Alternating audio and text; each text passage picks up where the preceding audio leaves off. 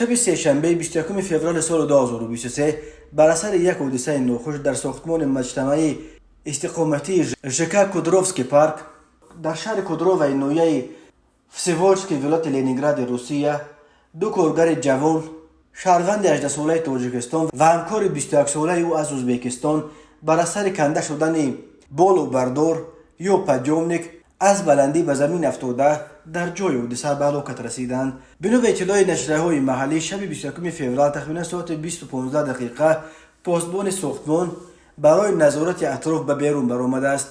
به ناگاه او صدای بلند به زمین افتادن بلند بردار را شنیده به جای حادثه آمده است و در داخل آن جسدهای به خون آغشته دو کارگر را پیدا کرده است. پاسبان بلافاصله به یاری تعجیلی زنگ زده است ولی طبیبان کاری کردن نتوانستند. هر دو کارگر برابر افتادن جان باختند. در پلیس گفتند که هر دو مهاجر کاری در روسیه قانونی کار و زندگی میکردند و تا ماه مارس سال 2023 ثبت نام قانونی داشتند. مقامات تفتیشاتی به تحقیق سبب‌های مرگ دو کارگر در کودروف شروع کردند.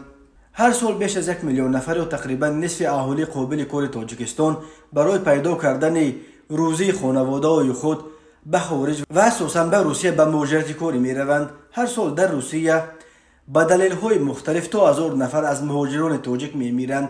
فلاکت ها در جای کار و جای زیست و بیماری ها و صدمه های نقلیاتی از علت های عمده مرگ مهاجران تاجیک در روسیه نام برده می شود.